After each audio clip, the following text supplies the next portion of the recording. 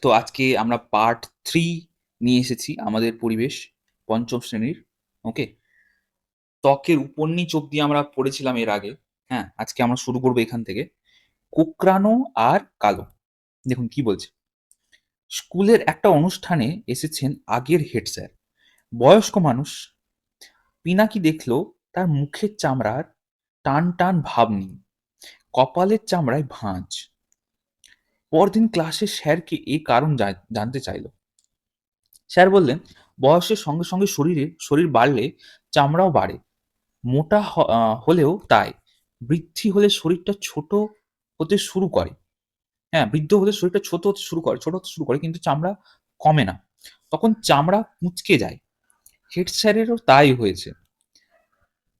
রিয়াজ বলল, "আচ্ছা স্যার, চামড়ার রং কেন আলাদা হয়?" মেলানিন নামক একটি জিনিসের জন্য চামড়ার রং কালো হয়। অতিবেগুনি রশ্মি ত্বকের ক্যান্সার ঘটায়। মেলানিন অতিবেগুনি রশ্মি শুষে নিয়ে ক্যান্সার আটকায়। তাহলে কালো চামড়া রোগের বিরুদ্ধে বেশি লড়াই করতে পারে? ঠিক তাই। আর রোজ শরীরের মেলানিন তৈরি করতে সাহায্য করে।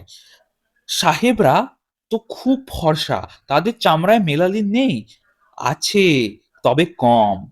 মিনা বলল, আমার বড় জেঠুর গায়ের রং কালো, কিন্তু এখন অনেক জায়গায় চামড়াটা একদম সাদা হয়ে গেছে। ওসব জায়গায় মেলানিন তৈরি হচ্ছে না। অপুষ্টি বা অসুখে এমন হয়। তাহলে গায়ে রোদ লাগানো ভালো? হ্যাঁ, ত্বকে রোদ লাগলে ভিটামিন ডি তৈরি হয়।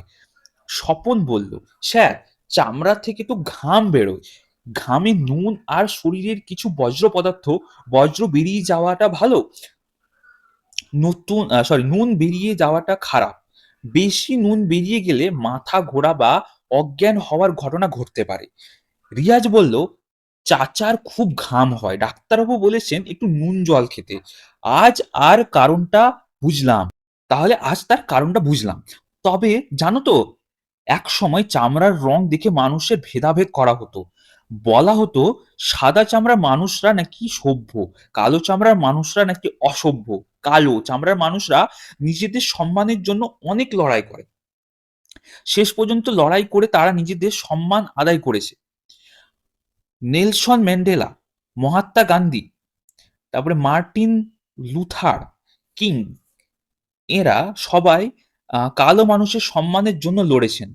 চামড়ার রং দেখে মানুষে ভেদাভেদ করা আজকের দিনে অপরাধের শামিল। হ্যাঁ? তো এখান থেকে তারপরে দেখো কি আছে, বলাবলি করে লেখো। চামড়ার অসুখ বিষয়ে নিজেরা আলোচনা করো। প্রয়োজনে শিক্ষিকাদের সাহায্য নাও। তারপর লেখো। শরীরের রং চামড়ায় কি অসুখ হয়, সে অসুখের লক্ষণ, অসুখ হলে কি করেছো বা করবে। তো যাই হোক, এখানে দেখুন এর আগে যে ত্বক নিয়ে আমরা পড়েছিলাম যতটা, সেখানে বিভিন্ন আ বৈশিষ্ট্য ত্বকের কটা লেয়ার আছে, কি কাজে ব্যবহার করা হতো আগে, এইসব আমরা জেনেছিলাম। এখানে কি জানলাম যে বয়স হলে কি হয়? বয়স হলে যেমন চামড়াটা কুঁচকে যায়। তারপরে মেলানিন এর কাজ কি বা কোথায় থাকে? আমরা ভিটামিন ডি কোথায় থেকে পাই? কেন আমাদের জন্য সূর্যের আলো ভীষণ উপকারী? এবং কি ধরনের রশ্মি সূর্য থেকে বেরিয়ে এসে আমাদের দেহে ক্যান্সার তৈরি করতে পারে? এই প্রশ্নের অ্যান্সার গুলো আমরা পেয়েছি।